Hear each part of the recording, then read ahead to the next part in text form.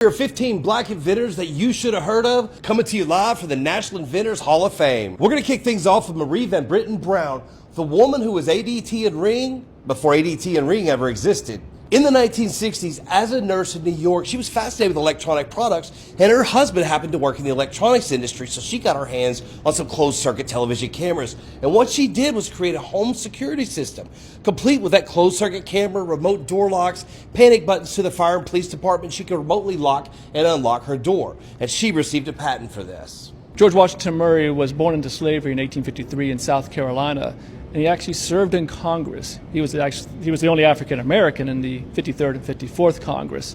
But he was also an inventor, and he held 8 patents in farming and agriculture. And one of those patents, those inventions, was this one right here, which was inspired by his wife's sewing machine.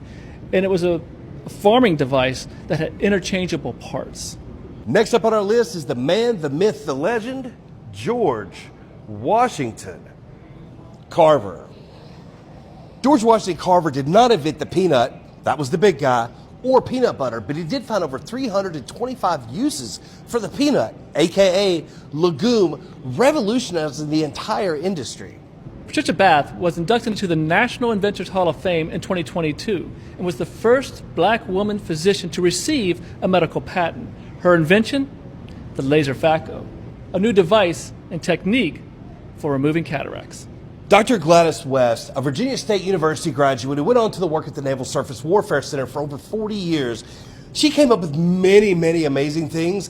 But the crazy thing and the most amazing thing she did is she figured out the gravitational and tidal forces on our planet. And she figured out the mathematical computations. And what this led to is pinpoint accuracy of GPS. Familiar with blood banks and blood mobiles, then thank Dr. Charles Drew of the illustrious Omega Psi Phi Fraternity Incorporated. Dr. Drew created a way for us to not only preserve blood, but to transport it, which was very important during World War II, which saved countless numbers of lives. Unfortunately, African Americans at that time were not allowed to actually donate blood, but that was reversed in 1942 when the Red Cross allowed it, except that blood was still segregated. Dr. Charles Drew then resigned in protest. Sadly, Dr. Charles Drew would actually die in 1950 in a car accident. One of my favorite inventors of all time, Frederick McKinley Jones. He was orphaned at 11 years old with a 6th grade education, and he went on to change our world. Not only did he patent the movie ticket dispensing machine, he created a pre-runner of the snowmobile and the portable x-ray machine. He also created mobile refrigeration, which gave the world Thermo King, which is how we transport frozen items from point A to point B. And he received over 60 patents in his lifetime. If you like breadcrumbs in your salad, then you're going to love Joseph Lee. Born in 1849, he spent the first 10 years of his life in slavery. He then went on to be a blacksmith in the Civil War and then served as a steward in the U.S. Coast Survey. Now, as a steward, he was a cook and a baker. And it was the baking that changed everything. A self-taught entrepreneur, Lee created a device that was a kneading device that helped streamline the baking process and create more uniform bread. With a lot more bread, he started looking around and seeing that there's a lot actually going to waste. And so even though it may be a day old or a little stale, he's like, you know what, there's something that can be done about this. And so he created the breadcrumber. James West holds over 250 national and international patents. He's most famously known for the electric microphone, and over 90% of microphones in use today are based upon his technology. One of the best-selling toys of all time and a water gun that changed the world, the Super Soaker, was actually invented by a nuclear engineer and a graduate of Tuskegee University, Lonnie Johnson.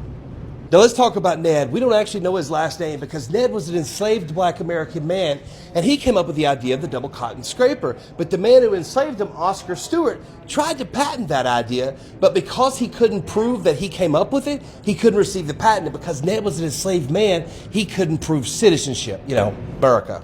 Thomas Jennings was the first African American to receive a patent in the United States for dry scouring, which is today what we call dry cleaning.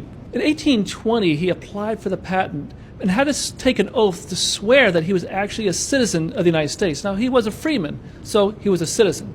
Upon his death, Frederick Douglass wrote that the patent recognized his citizenship, I told you about Ned, but let me tell you about Madam C.J. Walker, one of the first American women to be a self-made millionaire. She built a hair product company that became an international conglomerate. And she was so successful because she invested back in her business and the communities that supported her. And she actually went to President Woodrow Wilson in 1917 to demand that we make lynching a crime. If you like working from home, then thank Marion Croak, the inventor of the voice over the internet protocol. She's the one who kept us all connected during COVID. Walt Disney's most prolific inventor is Laney Smoot. He has 106 patents and counting. And one of my personal favorites is the extendable lightsaber. And he has been revolutionizing the film industry. And one of those inventions is this right here, the holotile floor technology, which allows actors to be on a stage, stand on the floor, and walk and move in any direction without ever actually moving. This concludes our tour at the National Inventors Hall of Fame here in Alexandria, Virginia, where this is like a living, breathing database of some of the most brilliant and American genius in our country's history. So, what are we going to talk about next? Next.